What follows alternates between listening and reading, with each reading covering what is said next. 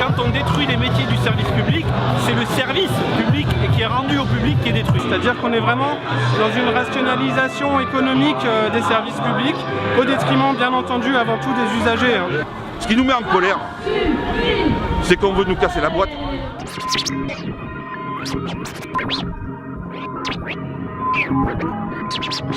Dans l'académie, il n'y a aucun poste créé depuis 12 ans.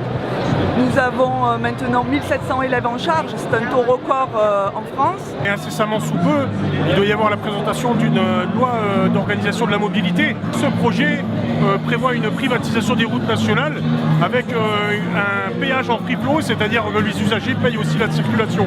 C'est la remise en cause de la liberté de circuler. Qu'est-ce que demande EDF aujourd'hui?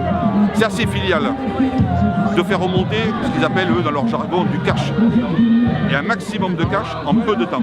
C'est là où c'est terrible, c'est que ça heurte profondément les convictions même des fonctionnaires du service public qui ont à cœur de rendre un service de qualité pour tout le monde, d'ailleurs quelles que soient les conditions de tarifs ou de revenus du citoyen.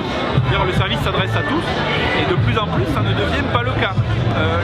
La conséquence la plus concrète de cet affrontement entre son éthique personnelle, de ce qu'on a appris à l'école, de ce qu'on sait être bien pour le service et de ce qu'on est obligé de rendre, c'est les burn-out en série et les suicides qui émaillent malheureusement régulièrement l'actualité des personnels hospitaliers.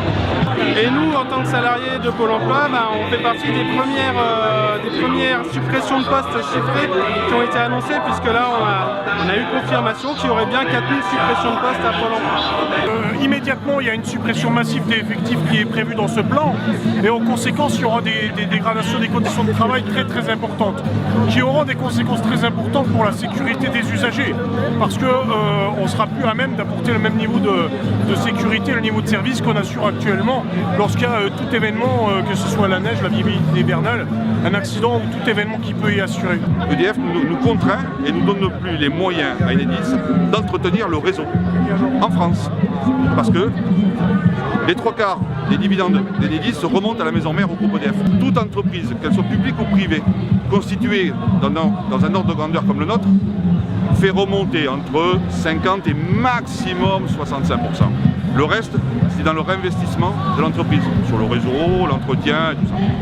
Quand on fait remonter 86%, qu'est-ce que vous voulez qu'on entretienne le réseau derrière? C'est une remise en question très profonde de nos missions. Pour autant, là, on va être pris comme effectivement un vecteur, un passeur d'informations, ce qui n'a rien à voir avec notre métier. Avant, on était ouvert toute la journée. Maintenant, l'après-midi, on reçoit uniquement sur rendez-vous.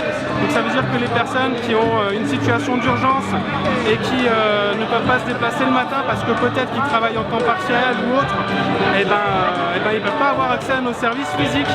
Il n'y a personne qui pourra leur répondre en agence sur une situation d'urgence. On va leur dire, envoyez un mail à votre conseiller, sans se poser de questions sur le fait que la personne puisse réellement ou non envoyer un mail à son conseiller, et sans se poser de questions sur la façon dont le mail va être traité par la suite. Bien entendu, c'est beaucoup plus facile de botter quelqu'un en touche quand on reçoit juste un mail. On va donner une réponse sans forcément s'assurer que la personne a bien reçu le message, a bien compris ce qu'on lui disait, etc. Et on va jouer sur l'épuisement des gens. Enfin, moi, c'est le sentiment que j'ai en tout cas dans mes missions au quotidien. Plus dommage que les sciences de la santé n'ont jamais été aussi fortes. On n'a jamais eu des moyens technologiques de soigner aussi bien et de prolonger autant la vie dans de meilleures conditions.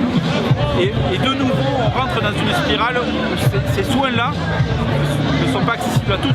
On les délivre de moins en moins bien alors qu'on a les moyens techniques les plus puissants qu'il n'y a jamais eu dans l'humanité. Ils vivent ça très mal et ça peut des fois être mesurable. Il y a des directions interdépartementales où il y a beaucoup de suicides, où il y a beaucoup d'absentéisme, où il y a des atteintes à la santé qui sont importantes du fait de l'usure physique et puis de toute cette usure psychologique à toujours intervenir, dans des conditions de plus en plus difficiles.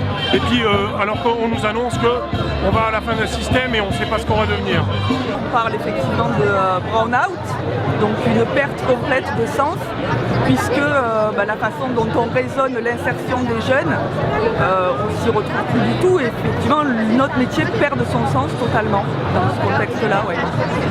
Allez, on se réveille! Le CHU! c'est des petites choses, mais par exemple, à l'hôpital, vous avez de plus en plus d'activités privées qui se fait dans l'hôpital. Si vous payez une consultation à titre privé, vous l'avez dans la semaine. Si vous la prenez à titre public, vous l'avez dans 3 mois.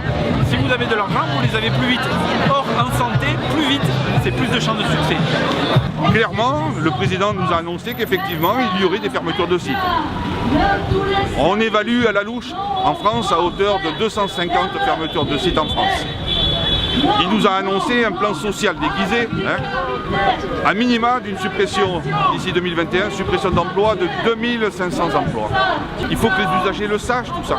Alors après, individuellement, on peut trouver la force et la capacité à s'attacher à ses convictions et à continuer à faire notre taf comme on l'a toujours fait envers et contre tout. Mais quand on va dans nos réunions de service, dans nos réunions d'équipe et qu'on écoute nos managers nous parler d'orientation stratégique, de satisfaction du demandeur d'emploi qui est systématiquement chiffré sur des critères qui n'ont rien d'être satisfaisants, c'est là qu'on perd pied, on n'a pas de sens. Il y a des moments où effectivement, c'est pas pour me plaindre, mais où on ne sait pas trop à quoi se raccrocher, quoi. Et on a l'impression de tomber un petit peu. Les agents sont fondamentalement, viscéralement attachés au service public. Et quand on leur donne pas les moyens d'assurer ce travail, de bien le faire, et en sécurité pour eux et pour les usagers, c'est une souffrance. On avait les moyens matériels, humains pour faire notre mission de service public correctement.